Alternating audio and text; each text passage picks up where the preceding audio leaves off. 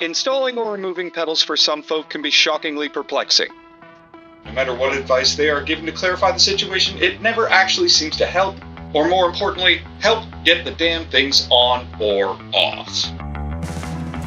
I get it. Some of you came to YouTube to be entertained, while others came to YouTube for that one piece of knowledge that they need to know and don't want to have to read or take it trained. So for those folk, let's cut straight to the point about how to remove or install a pedal. So here it is, the definitive answer to always knowing which way to turn the pedals during install or removal. Always turn the pedals in the direction of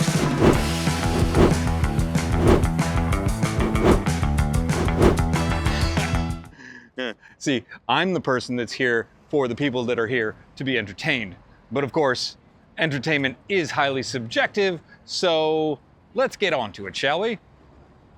The one piece of advice that always works is that you tighten the pedals in the same direction that the wheels rotate when the bike is being pedaled forward.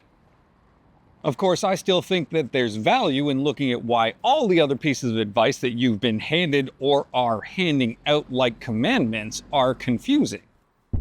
The problem with advice. There are those out there who will look at a bike and no matter which way the bike is facing or which tool they're using, tell you exactly how to turn a pedal to remove it or put it on.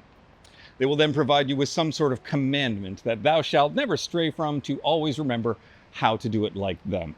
Then there are the rest of us who will, upon having to remove a pedal, tighten it to 90 Newton meters to make sure that when we go to turn the wrench the correct way, it no longer turns in any direction and we're equally confused. People's brains are different. I mean, structurally. We're talking things that make some people taste soap instead of coriander, or others think you're making things up when it comes to asparagus pea, or whatever it is that makes left-handed people witches. It's why something as seemingly simple as installing a pedal is confusing to me. Let me try and clarify the confusion to show you exactly why the confusion refuses to be clarified. To the people that this sort of thing comes naturally to, I can feel you actively wanting to yell at the screen. It's so simple!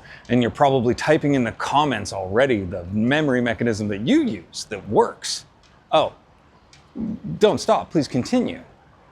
The problem is, in reality, your memory mechanism is likely flawed. You're just well practiced enough for it to work for you. And maybe you have good visuospatial ability. And in this specific case, it's a subset of visuospatial ability called mental manipulation. Mentally rotating and transforming the position of 2D or 3D objects. It's a strength or weakness, and it's proven to be as real as reaction time. While some people see exactly which way to turn a wrench, I just see too many variables to trust my own math. I mean, there's left side, there's right side, but is that in front of the bike where I tend to see it while I'm working on it? Or is it from the rider's position? In which case, I have to imagine myself on the bike. And if I'm standing on one side of the bike and a pedal doesn't take a wrench, so I have to use an Allen key from the other side, what happens? Also, is towards the front upwards or downwards? None of those scenarios, I imagine, are actually magically changing the pedal's thread orientation. The universe may be out to get me, but I don't think this is the way. This is the way. This is the way. This is the way. There are many different ways for people to remember this correctly. Here are 5 of them and why they actually don't make any sense to the people that they're being given to. Left-hand pedal is left-hand threaded. So this one's great for people in the trades, mechanics, engineers, people who need to know that this is a left-hand thread. However, I think I'm a little dyslexic and I still don't know which one that is. And there's a ton of people out there on a day-to-day basis who don't need to know what direction this thread goes. I mean, my hip surgeon doesn't really need to know the difference between left-hand threaded or right-hand threaded. As far as I can tell, the difference between forwards and backwards is enough to make the install go smoothly. Why didn't somebody tell me my ass was so big? Also, joke's on you, because I flipped this shot in editing, so now a left-hand thread is a right-hand thread. Right side loosens and tightens the right way. Left side loosens and tightens the sinner's way. Great. That still requires an additional level of understanding for me to know what correct and incorrect are first. And are we talking about the left-hand side of the bike or the left-hand side of the crank? Because as soon as I use an Allen key to take these off, I'm using a tool on the right-hand side of the left-hand side. Turn it clockwise to tighten it.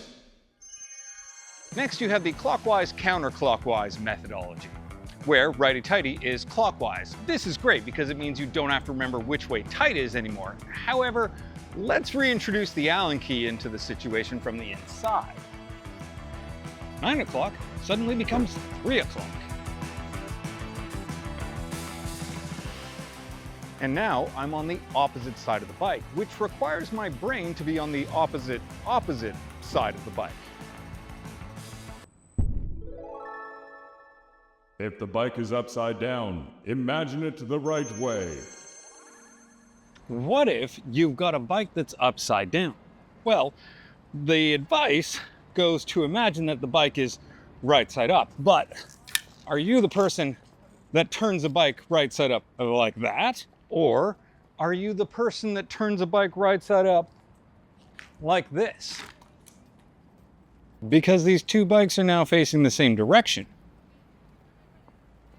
Unscrew towards the back. Then there's the multitude of variations around unscrew towards the back, tighten towards the front, rotate forwards to tighten, rotate rearwards to remove the pedal. The problem is, each and every one of these ideas requires a consistent starting point for the crank, rendering unscrew towards the back into a subjective experience. It's a completely unacceptable idea for something which is supposed to be a binary choice of on or off. Well, I give up. These seem more like contextual guidelines than commandments. So here it is, the definitive, easy way to get this right more often than you used to. And the advice that you should pass along to others when teaching them, just in case they have a different brain from yours. Bicycles were designed so that the pedals don't fall out because you're pedaling the bike. They tighten as you pedal forward. So turning whatever tool you're using in the same direction that your wheels roll forward tightens the pedal, and turning it in the other way loosens it. Thanks for watching. Please subscribe to the channel if you haven't already, and like the video, but more importantly, help the channel grow by sharing this video with someone to whom it may matter.